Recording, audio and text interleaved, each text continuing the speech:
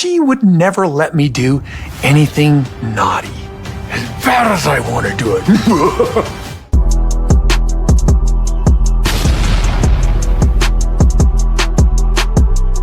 Hey guys, welcome back to my channel. And Robyn claims she wants everything to be equal, but isn't it unequal when the other wives are having a hard time paying bills and providing for their children while she resides in a mansion? Occasionally, Sister Wives treats us to a moment so enormously cringeworthy it should be preserved in amber as a warning. I'm not trying to make us back together in any way, Meri. We are never, ever, ever getting back together. The season's ending moment when Meri gives her last rejection. We will never ever get back together. And Kody is left with the face of the man who just realized his last lifeline had been severed. Somewhere Taylor Swift is smiling because Meri used her anthem as a death nail to Kody's delusions of reconciliation. When did the physicality go out? A decade. Naturally, Kody attempted to cover the sting with a touch of posing, but nothing is uncool quite like a middle-aged man trying to be the misunderstood bad boy as the world in unison rolls its eyes. This isn't the comeback tour he had in mind. I wanted to apologize with all my heart. I said I didn't love you. That wasn't true. It's save-face season when apologies spill out too late and charm gives way to an ick factor so strong it threatens to seep right through the screen. Every time he appears to reach creep peak, Kody burrows deeper and finds a new crush. I have this wife, her name is Robyn, and she would never let me do anything naughty. And Robyn, our resident chaos agent, clearly shaken now as the very last shreds of plural pretense disintegrate. Her expression at the time told volumes. Aged irritation, panic, possibly the dawning realization that Kody would begin nosing out wife number 5. Her diligently built position as the last wife standing now seemed less like triumph and more like the start of the end. Because nothing would ignite her precarious empire more quickly than Kody running through his old routine. Fall for some newcomer, cast off the others, and have her wondering how she ended up as Kristine 2.0. The hypocrisy of Robyn speaking philosophically about equality from her $2 million home is almost too decadent to swallow. This is the same woman who sits amidst rows of high-priced dolls and paintings while the other wives scrimp grocery budgets to pay for vacations, medical work, and actual back surgery for their kids. I'm not selling this land until everything is perfectly fair and we do this the right way.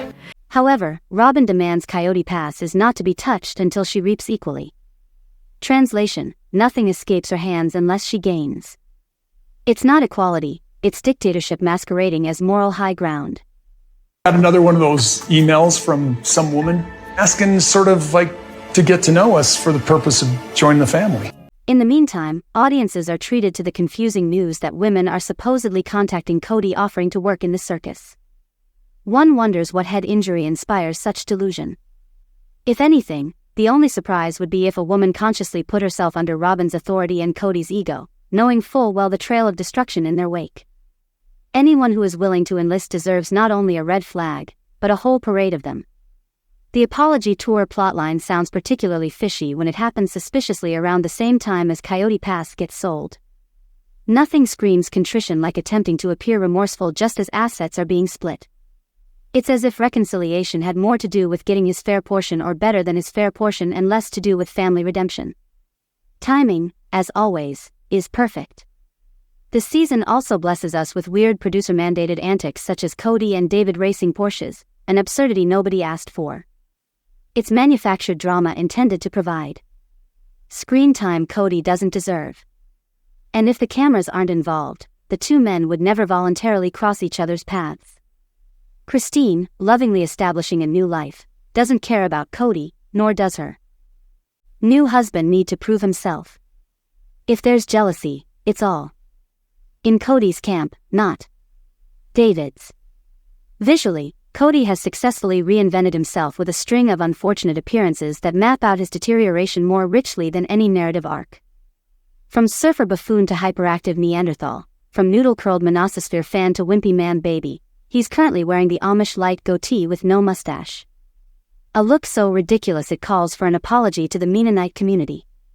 The eyes, which were previously obscured behind blue contacts, now glare out in jarring brown tones, finishing the makeover from TLC star to caricature of himself. And Robyn, her biggest change is in the lack of tears. Once notorious for crying as a weapon, she now hardly even tries. At the reunion, she altogether skipped the tears because why go to the trouble when the war has already been won? The rest of the wives are not here. The empire is hers and the crocodile tears are no longer needed. The performance is over. Now it's just power maintenance. In the end, Sister Wives has morphed into reality TV's answer to Sharknado. So painfully bad, it's impossible to look away. There's been more effort put into creating pain and hurting each other.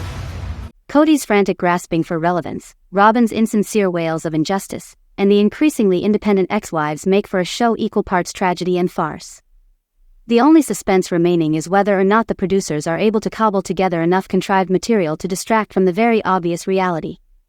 This family's done. The cracks cannot be fixed, and the only fires burning are those that are consuming Kody and Robyn's painstakingly built myth. Until then, the cringe continues. I don't want to talk to Kody ever again. One embarrassing confession, one gaudy canvas background, and one self-destructive fall at a time. If this ride on Kody's crazy made you laugh, cringe, or both, subscribe and hang in there for more. As much as I'd love to do it.